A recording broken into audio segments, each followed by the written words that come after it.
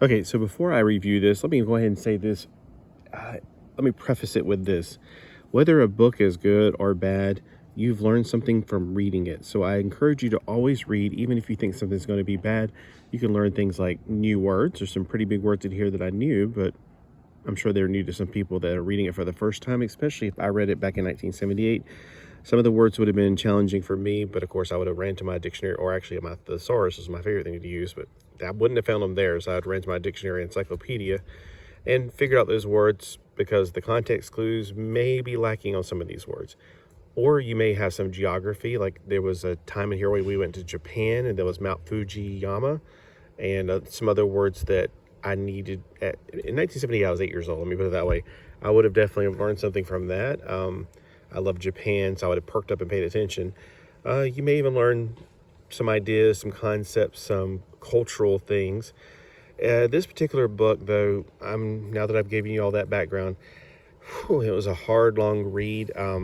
Right, how hard is it to read? For me to sit down and get my attention span with the winds blowing and cats and pretty things and bugs and, it's a hard read for me. But the main reason is it's a very wordy book. And there's a lot of things in it that are very sci-fi-ish, and you're like, don't you like sci-fi?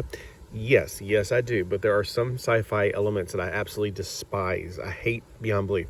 Okay, like Star Trek: The Next Generation is one of probably my favorite all-time sci-fi shows.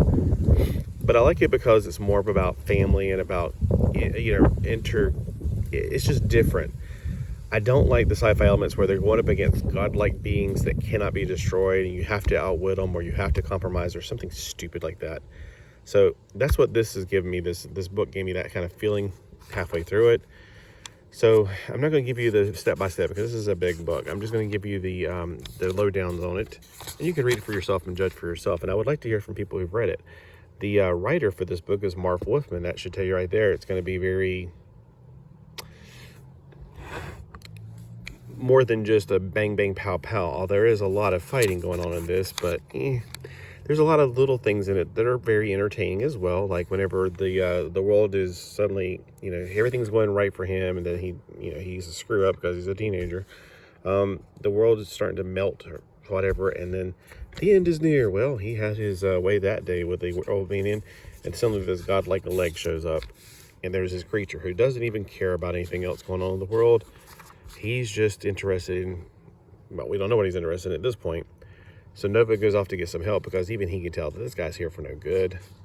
He goes to help from the Fantastic Four. Only Ben Grimm's in. Ergo, it's not a Fantastic Four title. It's Marvel 2-in-1, not Marvel 5-in-1.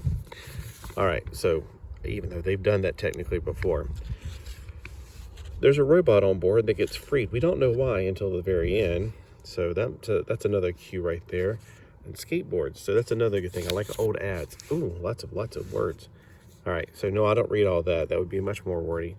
She could turn herself into energy. She elicits the aid of Nova and Thing. Why them and only them? Who knows? The entire world. Where's Spider-Man? Where's all the other superheroes? This is a world-destroying thing, and there's only 2 people involved. Was Spider-Man too busy? There's other people living in New York. Where are they too busy? I mean, I'm just kind of confused by that. Whatever. So I'm not going to give you, again, the whole plot line on this one. She elicits their aid to help her free her other sisters who, if they combine their powers, they can win this concept. Oh, Clark can't do ours. And in somehow or another, it's just one of those things where it's a lot of, we're super gods and we're going to destroy this world, kind of like Galactus wannabes.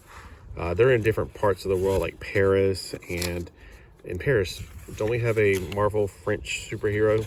Was it the French Fry or French Fox? I don't know. I'm thinking of the Justice League Europe, I guess. I'm like, where were they at?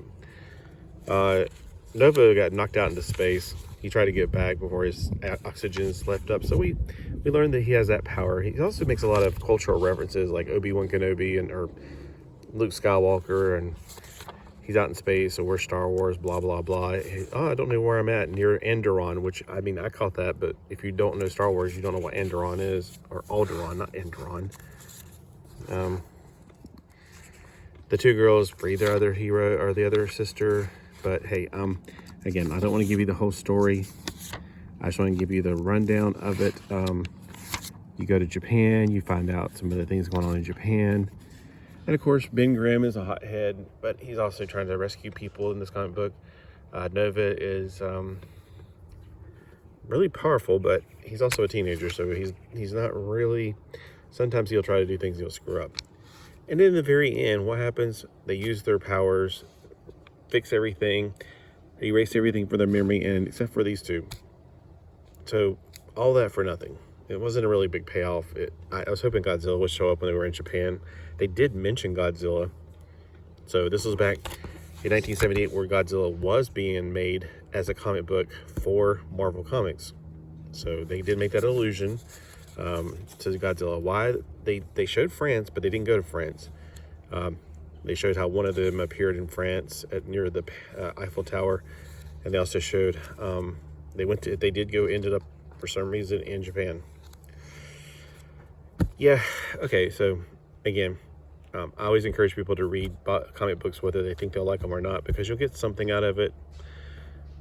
But for me, I don't like the over super sci-fi thing where it's all these mega god-like creatures, and it's just not my thing. Maybe it's your thing. Comment below, let me know if you've read this, what you thought of it. If I read this back in 1978, I'd have probably been, I don't know what I would have thought. I mean, I think I'd have been like mesmerized, like, wow, all that really hi-fi stuff. But then I'd be kind of I don't think I was annoyed at that point by it. I remember just being mesmerized by the concepts at that time. I was only 8 years old. What do you expect? All right. Well, thanks for watching. Comment below and let me know what you think. Have a great day. Bye.